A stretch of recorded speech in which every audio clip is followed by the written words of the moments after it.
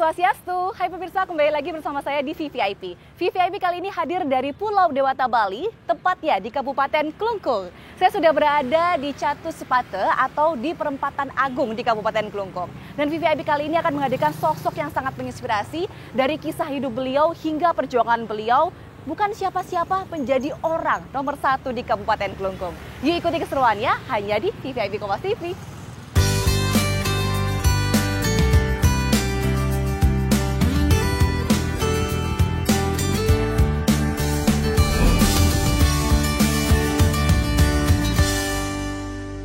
Sekarang saya sudah berada di salah satu kediaman yang begitu nyaman, begitu asing, terlihat kan suasana Bali vibes-nya. Ini adalah rumah jabatan dari Bupati Klungkung dan saya sudah berjanjian dengan beliau di dalam, Bapak Bupati dan juga beserta Ibu nih. Langsung kita masuk ya ke dalam, kita berjumpa dengan beliau, kita sapa-sapa terlebih dahulu.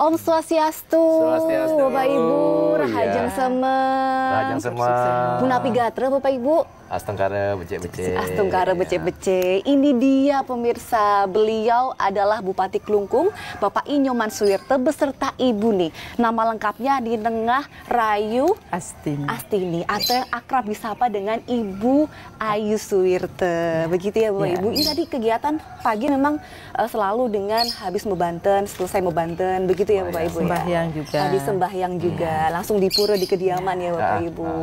Astungkara, baiklah. Bapak Ibu, saya lihat rumahnya indah banget, Balines banget memang ya, asri, nyaman. Saya boleh nggak Pak dilihat atau duduk di dalam? Boleh, silakan kita ngobrol-ngobrol. Ya. Suksma, boleh silakan Bapak Ibu. Suksma, udah pinter ya Bapak. Baru belajar pemirsa ya, kalau ada salah-salah mohon maaf ya Bapak Ibu ya.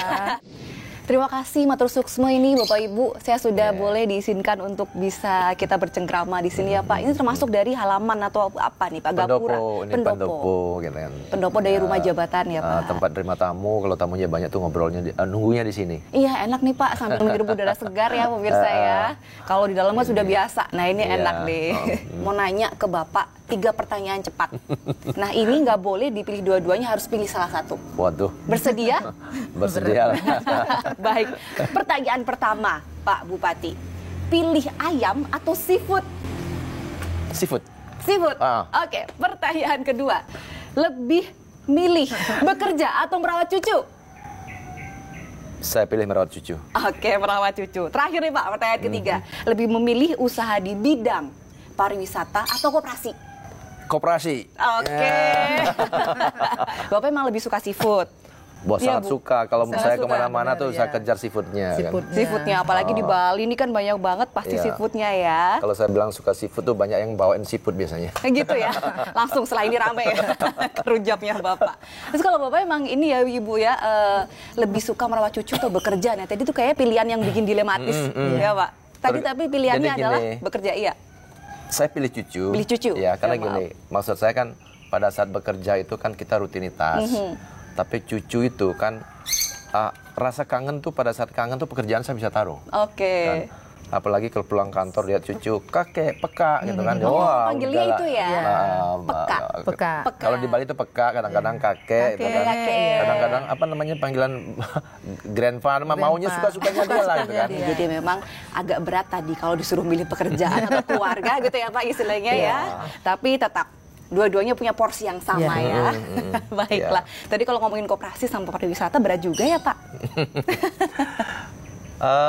Kalau koperasi itu bisa dibawa ke pariwisata. Betul. Ya, saya itu dari tahun 87 kerja di koperasi sampai tahun 2013 saya jadi bupati, baru saya berhenti. Oke. Tapi otak saya nih Rasanya dari ujung rambut sampai ujung kaki itu isinya koperasi semua. Oke, sudah dari awal di situ ya Pak. Sudah, itu nggak bisa dibelokkan. Ya. Oke, tapi sekarang tetap fokus utama adalah menjadi bupati ya Pak, melayani masyarakat khususnya di Kabupaten Klungkung, Bali agar kehidupannya lebih baik. Seperti kami apa? Ini berdua pelaku koperasi, jadi bergaul dengan pedagang. Itu dia. Bapak tadi bilang kami berdua pelaku koperasi. Jadi kenalnya dulu emang pas di koperasi Bapak Ibu berdua Cinlok, Cinlok ya, sarangnya ya. Apa sih kalau cinta bahasa Balinya Bapak Ibu? Tresne. Begitu ya, baik. Nanti kan kita bahas lebih lanjut kalau ada kesempatan nih Pak. Menarik nih kayaknya. Kisah kasih dari Pak Nyoman Suwirto beserta Ibu Ayu Suwirto. Tapi Pak, kalau boleh tahu nih, Bapak Ibu keseharian sekarang sibuknya apa aja sih Bapak Ibu, selain tentunya sebagai bupati dan juga sebagai kakek nenek begitu ya dan lain sebagainya, boleh diceritakan nggak? Ya, saya cerita dulu ya. Kalau saya, orang bilang gini, saya kalau ada undangan kemana-mana, saya selalu bisa hadir dimanapun juga tuh kan, kecuali acaranya mepet 2 tuh. Orang sering nanya dan saya sering disanjung ya. Ini bupati paling rajin nih ya. Dan rajin banget. Teman-teman media sering nanya tuh, Pak Bupati, Pak Nyoman, kenapa bisa selalu hadir? Saya nggak punya kerjaan lain, saya cuma jadi bupati saja. Fokus ya Pak? Fokus jadi bupati. Ya. Ibu pun juga fokus mendampingi Bapak. Nah, istri saya tidak punya kerjaan lain, fokus mendampingi saya. Menjadi Ibu ketua tim penggerak PKK dan juga ketua Dekranasda ya Bu. Ada lagi Bu? Yang paling penting tugasnya berdoa. Itu dia. Berdoa, mensupport, mendukung suami ya. Hingga di posisi ini saya yakin tidak lepas dari doa seorang Ibu Ayu Suwirto begitu ya Bu. Bagaimana sih Bu kisah-kisahnya mendampingi Bapak selama ini? Sudah 2 periode ya soalnya pemirsa ya. Kisahnya biasa-biasa saja karena saya sendiri tidak menganggap sebagai orang nomor 1 di Klungkung. Saya sama seperti waktu di Serinadi, saya mendampingi Bapak. Sudah itu mendoakan Bapak sehingga Bapak bisa sampai seperti sekarang. Itu aja. Ada nggak sih Bu, dulu kan saya yakin ya ketika menjabat di awal kan prosesnya panjang hingga akhirnya 2 periode. Mungkin proses sosialisasi dan lain sebagainya. Pernah nggak sih Bapak sampai jarang pulang gitu mungkin Bu ke rumah atau gimana? Kalau Bapak dari waktu menjabat sampai sekarang mau berakhir di tahun 2023 tidak pernah sampai tidak pulang. Ya, pasti tahu mana waktu untuk bekerja, untuk masyarakat Klungkung, mana waktu untuk keluarga, itu selalu ada. Ini yang luar biasa pemirsa ya, tugas sebagai bupati untuk masyarakat, tapi sebagai ayah, sebagai kakek, sebagai suami juga tidak dilupakan, itu juga yang utama. Nah Bu, Bapak Ibu juga pernah nggak sih momen yang ketika mungkin hari raya atau apa, tapi Bapak atau Ibu malah sibuk sendiri-sendiri gitu Bu, mungkin pas galungan atau seperti apa? Kalau waktu masih di koperasi, Bapak waktu mau menjadi bupati lagi setahunnya, pernah seperti itu sampai saya nangis karena beliau masih memperkenalkan diri dengan masyarakat Nusa Penida. Dan setelah jadi bupati, momen itu tidak pernah ada. Setiap hari raya Bapak selalu ada di rumah. Astungkare ya Bu, Astungkare selalu bisa bersama keluarga. Dulu itu awal-awal merintis gitu ya Bu ceritanya waktu sosialisasi kampanye. Ibu juga katanya pernah sedih Pak. Saya sempat kemarin berbicara berdua, nggak ada Bapak tapi ya. Berbicara berdua katanya Ibu sempat sampai menangis ketika harus berhenti pekerjaan Ibu di koperasi dan harus mendampingi Bapak di awal-awal periode. Itu kenapa Bu Ayu? Yang pertama begini, saya sendiri kan tidak pernah berhubungan dengan orang-orang level atas, artinya sama pejabat. Saya sendiri tidak tahu lingkungan kantor bupati waktu itu. Karena saya merasa sebagai pegawai koperasi dan tugas saya setiap hari dari jam 8 sampai jam 1 siang itu di pasar, mungut tabungan kalau bahasa Balinya. Ya, akhirnya Bapak seiring dengan waktu Bapak menjadi bupati, dilantik, saya merasa bingung juga. Saya mau berbuat apa? Sedangkan keseharian saya tidak pernah berbicara sama pejabat, tidak pernah berbicara sama publik. Kalau saya berbicara dengan nasabah di pasar itu biasa. Sudah sering ya Bu? Itu yang membawa perasaan saya menjadi minder. Saya harus berbuat apa? Akhirnya saya menangis di hadapan Bapak. Ya kalau Bapak sudah biasa berbicara di hadapan publik, kalau saya berbicara tidak pernah, apalagi duduk di depan untuk mimpin rapat tidak pernah. Bapak biasanya kan setelah sembahyang bersama Ibu pagi hari, katanya nih suka bersih-bersih juga ya bagi tugas gitu ceritanya. Udah diceritain nggak Pak? Kebiasaan saya tuh untuk bersih-bersih dari dulu karena latar belakang saya dulu kan saya jadi abdi itu 8 tahun. Di Bali itu namanya parekan. Parekan. Itu berarti jadi di Puri urusan Klungkung ya? di Puri, kemudian di Jero juga di Nusa Penida pelihara ayam. Kemudian 3 tahun jadi abdi, 5 tahun di keraton ya.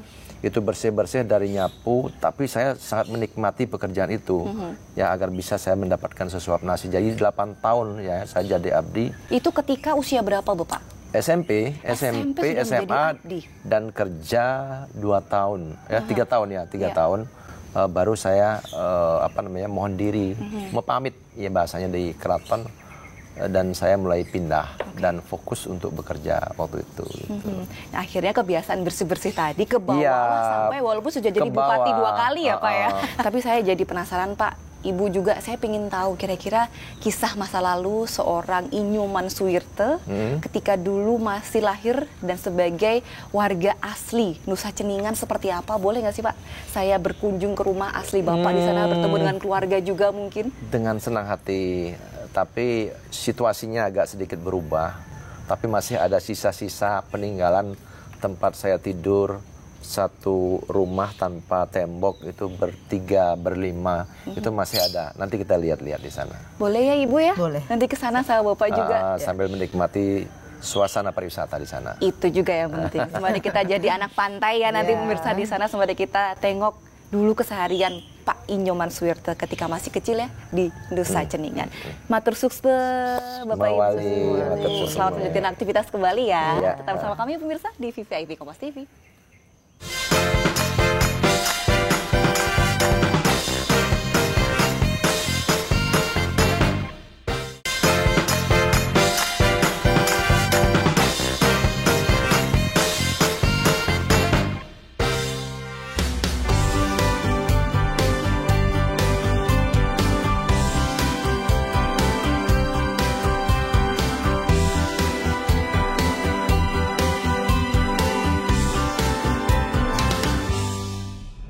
Masih bersama kami pemirsa di VVIP Kompas TV dan tentunya masih bersama sosok inspiratif nih di Klungkung, Bapak Inyoman Suwirte. Sekarang kita sudah mengikuti kegiatan beliau selanjutnya.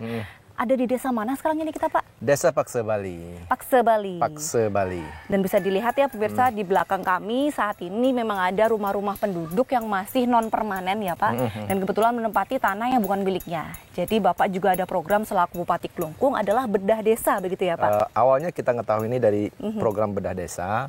Kemudian dari acara bedah desa itu kita ingin tangani tapi nggak bisa-bisa. Karena tidak ada solusi yang terbaik untuk beliau-beliau yang punya rumah di atas tanah orang lain. Nah sehingga bukan masalah kita tidak bisa bantu, tapi persyaratannya tidak bisa. Astungkare sekarang ada jalan yang terbaik. Astungkare, jalan terbaiknya adalah dipindahkan atau seperti apa ini Pak? Disiapkan rumah deret dan saya sudah berbicara dengan Ibu Menteri Sosial, saya sudah bicara dengan Bapak Gubernur Bali, jadi ide itu diterima dengan sangat baik, bahkan tanpa saya sadari ternyata ide yang kami sampaikan sudah dilaksanakan di salah satu tempat di Indonesia, yaitu membangun rumah deret untuk merelokasi warga yang tidak mempunyai tempat tinggal tetap agar nantinya mereka bisa berkumpul jadi satu termasuk pemberdayaannya gitu. Betul Pak, ini sangat-sangat membantu dan saya yakin ini sangat diharapkan oleh warga yang memiliki kondisi seperti ini ya pemirsa, termasuk di Kabupaten Klungkung, Provinsi Bali. Karena memang untuk proses pertama kali ini dilakukan di Klungkung, kondisi yang seperti ini ya Pak, karena di tanah orang lain, direlokasi akan segera berjalan, kira-kira kapan ini Pak Bupati? Kemarin saya sudah komunikasi dengan Pak Dirjen, kemudian beliau bilang segera dan sudah disetujui oleh Bu Menteri, bahkan Ibu Menteri akan segera datang ke tempat ini. Bu Menteri Sosial Bu Tri Risma hari ini ya? Jadi beliau. Jadi beliau luar biasa, respon cepat dan langsung disupport ya Pak dari pemerintah pusat. Berarti ini menggunakan mix ya Pak ya dananya ya? Dana dari pusat ya. Dari Kementerian Sosial. Jadi kita menyiapkan tanahnya dibantu oleh Provinsi Bali oleh Bapak Gubernur Bali. Dan ini salah satu rumah yang akan direlokasi. Ya. Dan tentunya mudah-mudahan saya berharap tidak ada kendala lah, karena kalau ada kendala lagi, beliau tetap akan tinggal seperti ini. Om Swastiastu Ibu. Swastiastu. Mbak Rahajeng sore. Mau salaman dulu sama Bapak, boleh Pak Bupati? Ibu namanya siapa Bu? Boleh kenalan? Kita duduk aja. Ibu Reli. Kita duduk mungkin ya. Oke. Iya. Permisi, bisa geser ke sini, Ibu. Iya. Siapa tadi, Bu? Asmi ya, Pak, kalau bahasa Bali ya? Asmi. Nama tuh Asmi, bukan? Bukan. Oh, salah. Nama tuh Parab, tapi nama aja panggil. Iya. Namanya siapa, Ibu? Yang Wayan Minding. Yang Wayang Minding. Ini Wayan Minding. Wayang Minding, Bu Wayan Minding. Wayan Minding. Mbaknya? Nika Dek Widiani. Nika Dek Widiani. Gimana Pak? Apa ada Bapak ingin sampaikan ke beliau? Karena kan setelah ini mungkin tidak lama lagi ya Pak ya, jika semuanya lancar, akan diberikan rumah tetap, rumah deret oleh Pak Bupati. Bagaimana Pak? Ya, jadi selama ini saya hampir 9 tahun menjabat. Jadi ada beberapa warga kita yang tidak bisa kita tangani, bukan masalah uang, tapi masalah lahan. Karena selama ini untuk membantu warga kita itu lahan harus pasti dimiliki baru bisa dibangun. Ya ini juga ada Ibu, halo Bu Ayu Suwerte, ini ada pemberian juga untuk Ibu berserta keluarga. Dan rekan-rekan gue di dinas apa ini Pak? Dinas Sosial Dari P3. Dinas Sosial ya. Jadi kalau bantuan memang hak-hak warga miskin di Kabupaten Kelungkung hampir rata-rata sudah terpenuhi karena beliau ini masuk data DTKS. Ya, tinggal pada saat beliau bertempat seperti ini yaitu kelayakan tempat tinggal. Ya, apalagi di luar ada orang tuanya kan. Betul, yang sudah sangat sepuh, kalau sudah sangat tua. Saya juga malu kan melihat kalau ada warga masih seperti ini, kadang-kadang menjadi pantauan teman-teman LSM. Nanti ujung-ujungnya nanti naik media sosial. Jadi dikira kita tidak memperhatikan. Iya. Padahal sudah berjalan ini programnya ya. Sudah berapa lama Ibu tinggal di rumah? Driki? Iya, di rumah ini. Dan ampun kelong dah setibana. Sudah setiban 30 tahun. 30 tahun. 30 tahun. 30 Bisa tahun. bayangkan bagaimana rasanya kita tinggal di hunian yang bisa dibilang tidak layak. Sireng lah tanah gitu. Iya. Siapa punya Kan tanah? Nika? Lebih tapi. Iya, ini tuan tanah yang punya kan. Ya tuan tanah. Tapi kelebihan nanti pada saat mereka tinggal di rumah deret adalah beliau ini langsung akan dibuatkan pemberdayaan. Nah itu, diberikan kemampuan ya. Iya, dibantu usaha nanti secara kelompok sehingga kelompoknya jadi satu, sampai pengelolaan sampah jadi satu, sampai juga nanti yang paling mudah itulah pengawasan. Pengawasan. Jadi gampang nanti, ya. Jadi pengawasannya gampang sekali ya, karena sudah masuk database ya. Masuk database dari dulu, kemudian yang paling penting mereka ngelompok jadi satu. Betul, jadi satu lokasi. Gitu. Jadi ketika ada sosialisasi, ada edukasi, apapun itu tentang pengetahuan dan lain-lain. UMKM juga mungkin nanti dibina oleh Ibu juga, Ketua Dekranasda. Ya. Langsung nanti terjun ke situ. Ibu siapa ya nanti kalau pindah ya rumah deret, rasanya seneng nggak Bu? Iya. Suksma ya Ibu. Iya, Suksma sehat-sehat, semangat pokoknya. Iya. Iya. Suksma. Nah, boleh sekarang izin Pak Bupati sama Ibu kita beranjak untuk kegiatan berikutnya. Boleh izin pamit ya Ibu. Mbak, Suksma. Iya.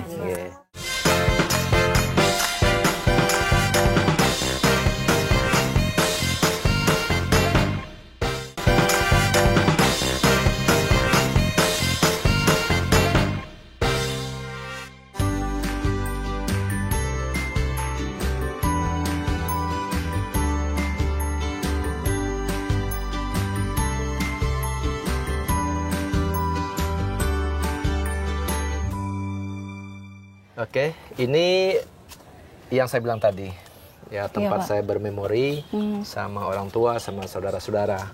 Jadi ini dulu namanya ada Balai Sakenom dan tempat-tempat lain. Aslinya tempat saya sama keluarga. Jadi di sini. Nah, ini Pak. Ini. Rumah asli. Kita pindahin dari sana ke sini. Dari sini. Ini rumah aslinya. Sengaja kita nggak bongkar. Itu almarinya ya. Almari. Nah inilah. Ini kelihatan loh, kayu-kayu zaman dulu nih masih kokoh-kokoh betul. Betul. Kan di sini apa namanya? Inilah aslinya tempat tinggal saya dulu bersama orang tua, bersama keluarga lah di tempat ini. Jadi apa namanya? Gimana ya saya bilang, kalau bilang sederhana, ya memang sangat sederhana. Tapi zaman dulu mungkin tidak terlalu sederhana. Kalau zaman sekarang kan apa namanya sangat sederhana sekali. Ini masih menggunakan nggak pakai kasur. Berarti berdelapan bersaudara plus bapak ibu tinggal dalam satu rumah ini. Sebagian tidur di dapur. Di dapur yang tadi? Sebagian tidur di ini tempat ini juga dong. Iya. Ini kan 3 bangunan ini, 2 kan. Ini saya ke-6 itu kayaknya apa dapur dulu saya lupa nih. Iya. Yang jelas dulu tinggalnya di rumah-rumah seperti ini. Tapi ada 1, 2, 3, ada sekitar 4 dapur 2, ada saya ke-6 namanya 1, ada balik utara 1. Nah, semuanya seperti itu. Jadi saya masih ingat dulu kita tidur miring-miring begini, ya kadang-kadang ini berempat sama saudara gitu kan. Gitu. Berarti saya kalau misalnya saya berusaha membayangkan begitu ya Pak ya, di zaman dulu 8 saudara tuh banyak ya pemirsa, dengan luas kurang lebih seperti ini, plus orang tua dan tidur di dapur sebagian. Apakah nyaman Pak tidurnya ketika itu? Waktu itu kita nggak kenal namanya nggak nyaman ya. Nyaman-nyamannya ada saja kan. Bahkan waktu dulu saya sering ingat ya ketika saya belajar itu, saya sering tidur di bawah gini, di bawah kolong sebenarnya kan. Kadang-kadang enak tidur di bawah kolong ini, di bawah kolong. Dingin ya Pak? Hangat malah ya. Ya kadang-kadang saya kan orangnya takut-takutan. Iya. Kalau lihat ada orang meninggal saya tidurnya di kolong. Di kolong. Kan, gitu kan. Jadi nyaman ya, dinyaman-nyamanin aja kan. Jadi karena gimana lagi situasi keluarga ya sudah banyak dan apa namanya orang tua tentunya tidak berharap situasinya seperti itu. Ya, tapi apa namanya tekad yang kuat keluarga masih bisa membesarkan 8 orang, bayangkan. Betul Pak. Ya sekarang kita ada 2 aja kadang-kadang pusing. Pusing kan? bener Pak. Gitu. Sekolah mahal apa mahal ya Pak. Berarti ketika saya sudah di sini pemirsa, saya sudah melihat sendiri nih bagaimana kondisi seorang Inyoman Suwirte aslinya dari sini. Yang memang benar bisa dibilang bukan siapa-siapa, menjadi seseorang orang nomor 1 di Klungkung. Apa yang membuat semangat Bapak akhirnya bisa terus bersekolah, kemudian Bapak keluar dari area ceningan ini untuk bisa meraih ilmu yang lebih baik sampai menjadi abdi dan lain sebagainya. Bagaimana Pak? Apa motivasi seorang? Saya memang waktu sekolah itu saya selalu waktu SD itu saya juara kelas. Oh, berprestasi. Saya juara kelas gitu kan, dan saya memang suka belajar. Nah, tentu dari suka belajar itu saya ingin melanjutkan. Tapi waktu itu memang orang tua tidak mampu untuk melanjutkan. Bahkan kakak saya sendiri ancang-ancang sudah waktu itu mau berangkat transmigrasi 2 kan. Jadi hasilnya cuma kebun ini menghasilkan ketela pohon untuk makan sama jagung. Kemudian mancing, orang tua saya kan pemancing. Ya, pemancing ulung tuh orang tua dan saudara saya. Nah, tapi tekad itu, kondisi itu tidak menyurutkan saya untuk sekolah, dan orang tua pun semangat juga. Nah, akhirnya saya berangkatlah ke Sampalan Nusa Penida di ibu kota kecamatan ini di seberang. Nah, di sanalah saya digembleng lagi kerja memelihara ayam sampai 5.000 ekor kan. Itu saya jadi abdi di sana. Nah, tentu orang tua yang saya pikir paling berat itu adalah ya waktu itu nyari uang 5.000 waktu itu. Jadi orang tua sangat susah sekali. Mau saya berangkat, jadi ibu saya disuruh oleh bapak sana kemari minjem duit nih. Ya untuk sekolah gitu kan. Nah, tapi dengan saya dapat minta makan dan walaupun kerja sangat berat, ya saya tidak pernah menyerah dan tidak pernah mengeluh. Saya ini ayamnya banyak nih. Dulu tidur sama ayam juga nggak Pak? Ayam di atas. Oh, ayam di atas. Ayam di atas. Kadang-kadang dulu namanya gagat ya. Gagat itu apa ya namanya? Itu kalau lagi beranak dia banyak itu bisa turun kan, bisa turun kan gitu kan. Nah, kembali tadi saya tetap semangat sampai saya tamat waktu SMP gitu. Waktu SMP. Bapak juga katanya sejak SMP sudah kerja keras. Sangat keras. Apa tuh Pak? Sekeras saya apa? Pikul kotoran ayam. Pikul kotoran ayam? Pelihara ayam 5.000. Saya tuh persis kayak dokter hewan dulu. Tapi saya bersyukur sama beliau, justru saya di sana banyak belajar. Tapi saya tetap ingat pada waktu saya pulang, saya kembali mencangkul, nyabit rumput. Kemudian itu tugas saya, kalau saya pulang selalu saya lakukan. Itu seorang anak SMP Pak yang harusnya fokus sekolah, tapi Bapak malah mikul kotoran ayam, mencangkul, membersihkan pakaian juga ya Pak ya? Mencuci pakaian juga. Iya, yang paling keras tuh pelihara ayam itu. Mikul ayam ya Pak? Itu sampai kapalan ini dulu kan gitu. Nah Bapak juga tentunya perjuangan masa kecil asli dari sini, lahir dan SD juga di sini ya Pak. Wah, ini ada yang datang Pak, sepertinya teman masa kecilnya ya. Iya. Ini Halo, Ibli atau Pak ya, Pak ya, Om Swastiastu. kalau saya manggilnya Pak Bapak, karena kalau di Bali itu paman. Paman. Tapi waktu sekolah ini orangnya pintar, tapi nggak bisa ngalahkan saya. Wah, ini dulu saingan ya. Dulu sini Pak, silakan. Kalau olahraga dia yang menang. Olahraga dia yang menang. Ini tuh Bentar. Saya belum kenalan. Namanya siapa Pak? Nama ini saya di KTP itu Inyoman Darmawan. Panggilannya? Panggilannya Pak Wiran, nama Pak anak Wiran. tuh. Oke, Pak Wiran, baik. Pak Wiran, ini adalah teman masa kecilnya Pak Inyoman Suwirte, pemirsa ya. Dari lahir teman main sampai SD di sini dengan Pak Inyoman Suwirte. Iya, teman dekat. Ceritain dong Pak. Pak Inyoman tuh seperti apa? Ya, dulu semasa kecilnya ya, sering main-main lah. Tapi beliau ini sangat disiplin sekali. Sangat disiplin? Iya, mungkin ajaran dari orang tua dah, disiplin. Ya, rajin belajar. Sedangkan saya belajarnya satu rumah, satu bangku, satu SD.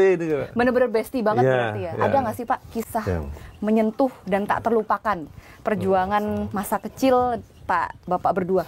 Ya, masa kecilnya waktu masih sekolah tuh kan, ya belajarnya bersama-sama. Tapi saya berusaha sekuat tenaga pikiran saya untuk mengalahkan beliau. Tidak bisa. Tidak bisa ya Pak? Iya, tidak bisa. Cuma nilainya 0,5 aja. Oke. Iya. Pak, ada yang mau disampaikan nggak ke sosok Inyoman Suwirte yang sekarang? Mungkin sedikit apa ya, pesan-pesan dari sahabat dan juga sekaligus warga Nusa Ceningan yang bagian dari Klungkung kepada Pak Bupatinya nih Pak. Iya. Pesan saya kan begini. Usahakan selama jadi pejabat Pak Bupati ya, jangan sampai korupsi. Oke. Jangan korupsi. Tantangan ini, tantangan. Ya. Jangan, ini pesan saya nih. Cobaannya berat ya Pak? Ya. Dan saya memang dari awal komitmen keluarga memang begitu. Termasuk orang tua, walaupun tidak tahu namanya KPK segala macam, dia selalu sering nonton TV, ngelihat orang pakai baju oranye tuh, dia selalu nanya. Bahkan orang tua saya, ya, hanya 2 kali tempat ke rumah dinas. Dilantik pertama dan dilantik kedua. Nah itu Pak, berbicara itu. Nggak mau. Saya sempat lihat tadi ada foto yang dipajang Pak di rumah jabatan dan juga di rumah sini tadi Pak. Biasanya nih Pak, kalau orang dilantik, keluarga datang itu kan pakai baju rapi, jas-jasan, kebaya mewah. Saya lihat tadi keluarga Bapak, maaf ya Pak, sangat sederhana, rapi tapi sangat sederhana. Pakai sandal jepit semua kan? Iya. Itu bukan pencitraan loh. Memang seperti itu. Memang aslinya seperti itu. Maaf Pak, Bapak nggak malu Pak? Saya justru begini, ada rasa bangga ketika saya dari kampung bisa diberikan kepercayaan. Ya kalau orang kaya, kalau orang dari keturunan pejabat, itu jadi pejabat sudah biasa. Tapi justru dengan apa yang saya lakukan ini, mudah-mudahan orang-orang yang ada di kampung tidak merasa minder. Suatu saat ini mempunyai mimpi yang tinggi untuk menjadi seorang pemimpin. Betul Pak. Ya Pak Inyoman Suwirte, Pak Wiran, itu ya tadi kisah-kisahnya, perjuangannya selama ini. Itu kayaknya ada yang datang juga Pak dari sana. Ya. Oh iya. Oh, ya. Ini kakak. Ini kakak saya yang Om Swastiastu Pak. nomor 5 ya beli ya. Nomor 5. Nomor 5. Nomor 5. Ini Wayan kalau di Bali itu kan Wayan Made Nyoman Ketut. Iya. Ada lagi Wayan kembali. Ini Wayan balik. Wayan balik. Togolnya, kan itu saya, kakak saya lagi satu, ini lagi satu. Oke. Kan gitu. Ini kakak saya jadi mulai di sini yang sekolah beli ya. Mulai di sini kembali sekolah. SD, tapi kakak saya yang tadi itu, ntar kita ngobrol di sana sama kakak saya itu cuma tamat SD. Kalau Bapak? Gitu. Sudah S1. Sampai sarjana ya? SMP-nya SPG. SMP-nya juga merantau juga. Jembrana. Ke Jembrana. Sama karena di sini tidak ada SMP. Kalau kita kos itu di seberang tuh kemampuan orang tua tidak mampu untuk nyewa rumah, untuk makan, sehingga kita sama dengan adik. Lebih dulu saya merantau ke Jembrana, Melayu, di sana sama paman, sambil bantu-bantu, sambil sekolah. Berarti Bapak-bapak berdua dulu kan merantau ya Pak ya? Ada nggak sih momen-momen ketika Bapak perjuangan yang menurut saya berat Pak ya pemirsa? Teringat orang tua? Jelas, atau setamat SD kita sudah merantau. Coba bayangkan, umur 12-13 tahun kita sudah pisah dengan orang tua. Karena keadaan terpaksa, biar tekad saya itu kebetulan dari 8 bersaudara, makanya 3 saja bisa tamat SMA pada saat itu. Karena pada saat itu mata pencaharian di sini itu hanya mengandalkan petani tegalan dan nelayan. Kita berdelapan untuk mencari makan saja orang tua itu lumayan susah. Iya. Adik saya Pak Nyoman Suyoto ini anak laki paling kecil.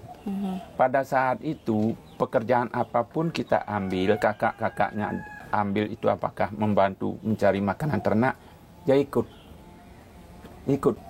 Dari kelas 1 SD sudah belajar bawa sabit untuk mencari makanan ternak. Kita itu kalau salah ada 4 ekor sapi bersama kita mencari berdelapan itu. Yang perempuannya juga ikut mencari makan ternak, membantu orang tua. Karena bapak itu sekarang pergi memancing, apakah ke laut. Karena untuk bisa hidup itu. Bahkan waktu saya kerja di koperasi, saya sudah terbiasa membantu orang susah, ya. Karena saya ingat masa lalu saya bagaimana. Apalagi saya pelihara ayam dulu, ya. Kemudian saya minta makan di sana.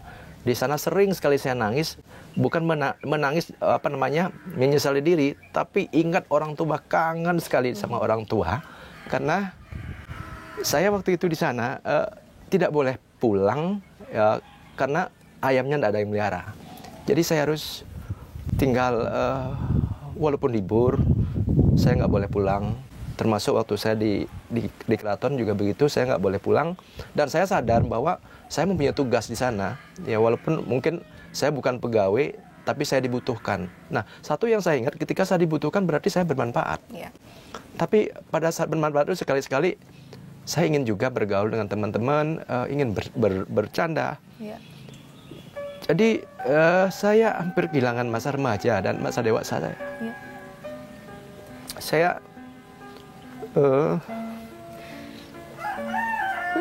bentar dulu ya.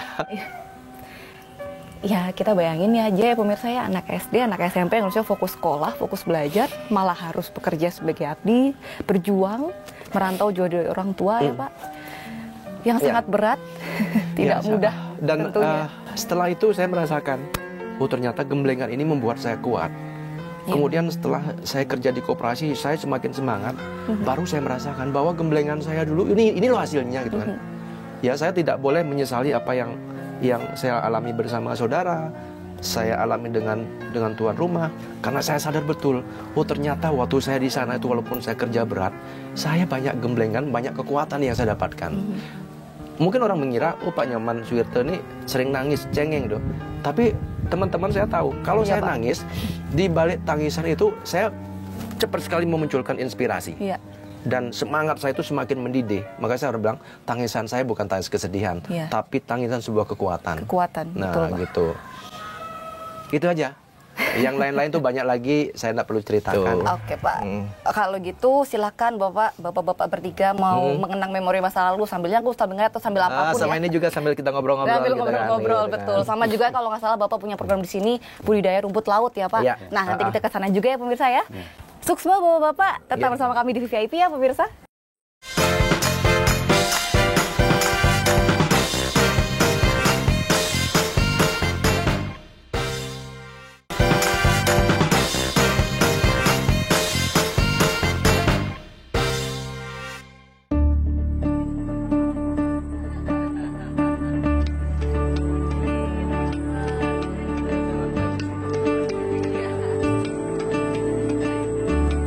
Masih bersama kami pemirsa di VVIP Kompas TV. Wow, indah banget. Saat tadi kita juga sudah melihat pantainya. Nggak lengkap kalau kita nggak mampir di mangrove-nya ya Pak? Ya. Ini area mangrove apa Pak Bupati? Mangrove desanya juga Batu, tapi pulaunya Lembongan. Lembongan. Tentunya masih juga bersama Bapak Bupati Kelungkung, Nyoman Suyoto. Ada juga nih Ibu ikut naik sampan bersama kita ya Ibu Ayu Suyoto. Nah Pak, sekarang saya ingin berbincang nih. Di belakang saya juga ada apa nih? Pendayung sampan ya Bu namanya. Ibu siapa tadi?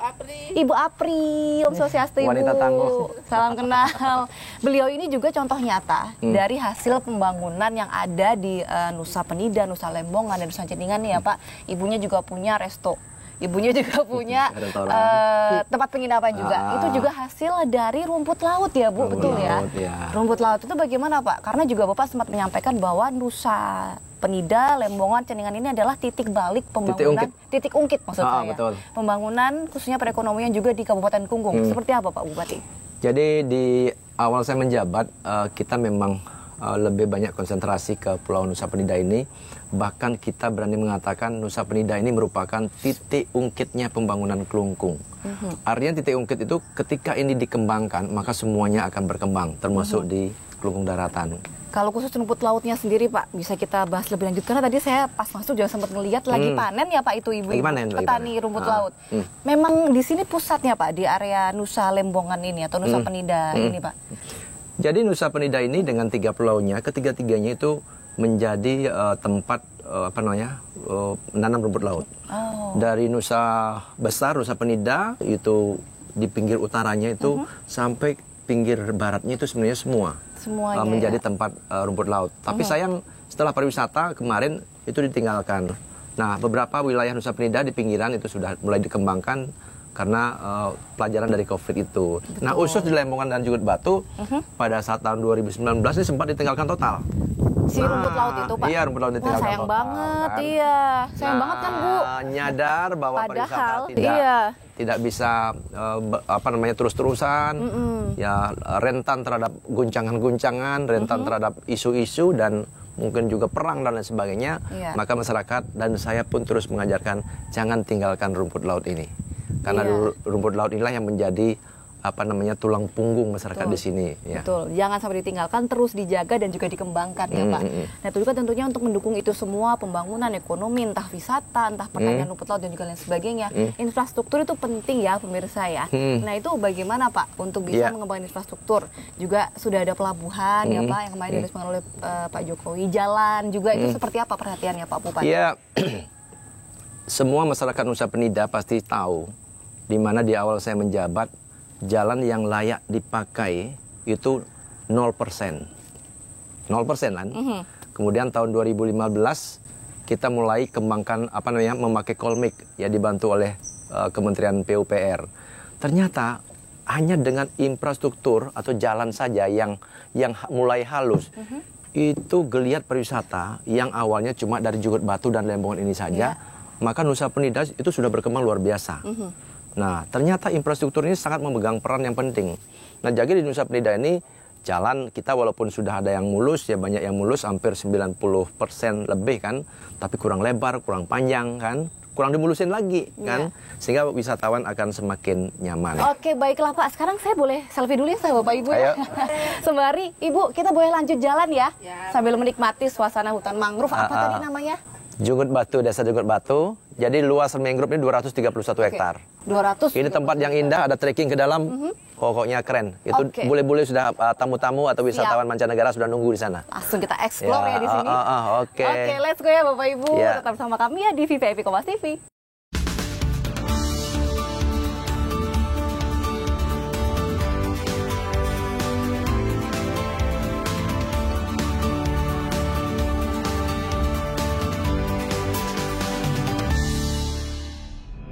Ya Pak Bupati, setelah saya dan juga rekan-rekan nih Pak merasakan sendiri bagaimana rasanya tinggal di Nusa Ceningan ini, I think this is one of the best place to healing in this country ya, di Indonesia. Karena emang nyaman banget, indah banget, warganya juga sangat ramah gitu Pak. Tapi ke depan kira-kira ada lagi nggak sih Pak program-program Bapak khususnya untuk meningkatkan potensi pariwisata yang ada di Nusa Ceningan, Nusa Penida dan juga Nusa Lembongan nih Pak? Ya, baik. Saya masih ingat betul waktu saya masih sekolah SD. Jadi pulau ini hampir saja ditinggalkan oleh penduduknya. Dan sekarang masih banyak warga kita yang tinggal di daerah transmigrasi, ada yang sukses, ada yang biasa-biasa saja. Karena apa? Karena potensi yang diandalkan di sini cuman ketela pohon, jagung, dan beternak. Jadi karena bukitnya yang begitu terjal, kalau hujan tanahnya hanyut, yang masih batu-batunya doang. Nah, tetapi Tuhan rupanya berkehendak lain. Jadi pulau yang cukup indah, tapi waktu itu nggak ada yang tahu nih pulau ini indah kan. Kemudian pada saat itu mulai ada perubahan, ada tokoh yang membawa rumput laut ke pulau ini. Nah, pada saat itulah orang beramai-ramai menanam rumput laut yang tentunya itu menjadi mata pencarian utama selain ada pertanian yang tetap dilakoni oleh petani di sini. Oke, kalau fokus ke pariwisatanya nih Pak Bupati, ada juga yang mau program Bapak adalah membangun pusat kesenian Bali ya Pak di Ceningan. Bukan. Atau Kalau pusat adat. yang jelas gini, pariwisata di Nusa Penida ini kan selama ini hanya mengandalkan keindahan alam saja. Oke. Ada satu yang dilupakan, pendukung daripada pariwisata itulah budaya, seni dan budaya. Setuju Pak. Nah, kalau di Bali itu sudah biasa, ada Ubud, ada Uluwatu, itu semua ada kecaknya, ada macam-macam lah, ada barongnya. Betul, sudah terfasilitasi. Di sini kalau malam hari itu tamu-tamu hanya makan Nongkrong, malam, udah ya. itu di kamar diem. Nah, makanya kita menyiapkan beberapa tempat, tidak hanya di sini saja nantinya, sampai ke Nusa Besar, Nusa Penida kita siapkan. Termasuk di tempat kita ada ini, di sebelah ini adanya panggung Ceningan atau stage Ceningan nanti. Sudah dibuka Pak? Sudah dibangun, tapi tahapannya 3 kali kan. Karena apa? Duit kita sedikit, kita bertahap kan. Nah, tahun ini kita selesaikan. Mudah-mudahan ini bisa menjadi pusat pementasan seni dan budaya yang tentunya nanti saya sudah bicara akan didukung oleh pelaku pariwisata yang ada di sini. Oke, nanti kita tunggu ya pemirsa dan juga warga Indonesia dan luar negeri melihat pertunjukan seni yang ada di Ceningan. Ini juga saya lihat di sana ada para apa nih Pak, pengangkut atau penambang pasir atau apa nih sebutannya? Pengangkut pasir. Ini warga asli Ceningan ya Pak? Iya. Mereka jadi pasir dari daratan? Daratan. Oke. Dari Karangasem. Jadi kalau orang membangun di sini harga bahan bangunan itu bisa naiknya 3 atau 4 kali lipat, terutama pasir ini. Ya, belum lagi nyusutnya kan? Karena apa? Naik turunnya itu berapa kali? Betul, naik, Pak.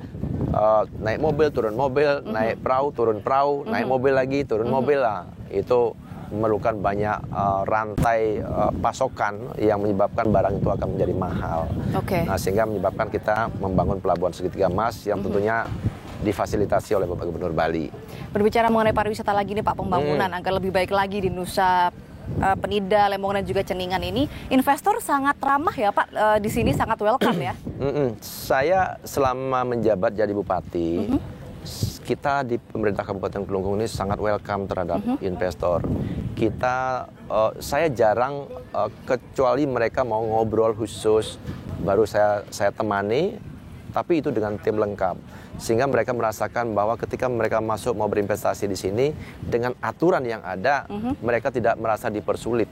Ya, apalagi dihambat, apalagi dipalakin gitu kan. Nah, gitu kan. Jadi iklim investasi di Kelungkung nih Pak khususnya ya, dan juga di Bali sangat kondusif, sangat aman, nyaman. Nah, berbicara mengenai keamanan dan kenyamanan juga, aman, nyaman juga terkait dengan kebersihan gitu ya Pak, sampah dan juga lain sebagainya. Atau mungkin ada program-program lain yang Bapak terapkan agar para wisatawan ini tetap nyaman dan betah untuk lama-lama di sini Pak? Iya. Yang pertama tentu apa yang kita lakukan agar wisatawan betah di sini, tadi yang pertama keramahan. Sumber daya manusia atau kita-kita. Makanya saya sering sekali berbicara dengan teman-teman sopir, keramahan, tampilan atau perform daripada kita saat nyambut tamu itu sangat menentukan. Betul, Pak. Ya, jangan sampai transportasinya kotor, kemudian guide-nya tidak bersih kan. Tentu ini menjadi nilai pandangan pertama bagi wisatawan yang First datang. impression is important ya Pak. Kemudian yang kedua masalah sampah. Nah, sampah ini Kelungkung sebenarnya sudah mempunyai role model yang sudah masuk top 5 ya di program nasional sebagai inovasi sangat terpuji, ya 5 besar di Indonesia. Dan bahkan itu dijadikan role model, sering dibicarakan oleh Bapak Menteri Dalam Negeri, Menteri Lingkungan Hidup, Menteri Bappenas. Nah, oleh sebab itu, ketika pariwisata berkembang seperti ini, kita sadari masalah sampah tidak bisa dielakkan. Nah, maka dari itu kita sedang menyiapkan TPST ya untuk pengolahan sampah terpadu yang tentunya nanti yang pertama harus diikuti oleh masyarakat dengan memilah sampah dari rumah, dari tempat usaha ya, agar nanti sampah benar-benar terpilah masuk ke tempat sampah gitu. Nah, nanti sudah terbentuk nih programnya, tinggal pelaksanaannya atau sudah ya Pak? Nanti akan terus diperbaiki. Sudah, ya, tinggal diperluas. Itu namanya programnya 100% TOS Desa. TOS itu tempat olah sampah setempat. Nah, sekarang kita baru 41 punya di desa, dan contohnya ada di Kelungkung Daratan, itu sangat sering dikunjungi oleh bupati, wali kota, menteri. Nah, rame-rame kunjungi itu. buat percontohan ya sudah Percontohan. ya Pak, 100% pos desa. Tinggal Baik. di ATM aja. Oke, baiklah Pak. Setelah saya beberapa hari ini mengikuti kegiatan Pak Bupati, melihat secara langsung kisah hidup dan juga flashback Bapak asli Nusa Ceningan, kediaman, keluarga dan lain sebagainya, ada nggak sih Pak pesan-pesan yang ingin disampaikan kepada pemirsa, khususnya pemuda-pemudi nih, penerus bangsa?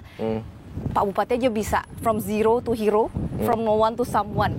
Silahkan Pak, semangatnya disampaikan kepada seluruh Indonesia. Baik, generasi muda, masyarakat Indonesia dimanapun berada, bahwa membangun negara ini tidak serta-merta dan kita bukan bermain sulap. Seringkali ketika kita berada di luar, kita melihat rasanya mudah dan kita hanya bisa protes, apalagi dengan adanya media sosial seperti sekarang. Tapi saya sendiri, saya benar-benar dari kampung dan saya benar-benar berproses, dan dari dulu saya menekuni usaha yang namanya koperasi, saya melihat bagaimana pemerintah itu berjalan dengan upaya yang dilakukan dan tentunya tidak bisa memenuhi harapan semua masyarakat kita. Nah, oleh sebab itu, singkat cerita saya katakan, kita sebagai generasi tidak boleh hanya bisa protes, tapi mari ikut berproses untuk menuju sebuah kesuksesan. Mari kita mengambil peran apapun juga untuk membangun daerah kita. Dan yang paling penting lagi, bahwa siapapun, semua mempunyai kesempatan yang sama untuk menjadi pemimpin. Pemimpin dari paling kecil, jadi kepala desa, jadi camat, jadi bupati, jadi gubernur, bahkan jadi presiden. Itu semua mempunyai peluang. Tinggal bagaimana kita memerankan diri kita agar bisa berperan secara maksimal. Tidak ada yang tidak mungkin selama kita niat, berusaha, begitu ya Pak ya. Inilah contoh nyata ya pemirsa, semuanya bisa, begitu ya Pak. Dan akhirnya dari Pulau Ceningan, Nusa Penida, saya Sinta Nosa dan juga Bapak Bupati Kelungkung, Nyoman Suwirte pamit undur diri. Sampai jumpa di VIP berikutnya ya. Om Santi Santi Santi Om. Salam Gema Santi, damai.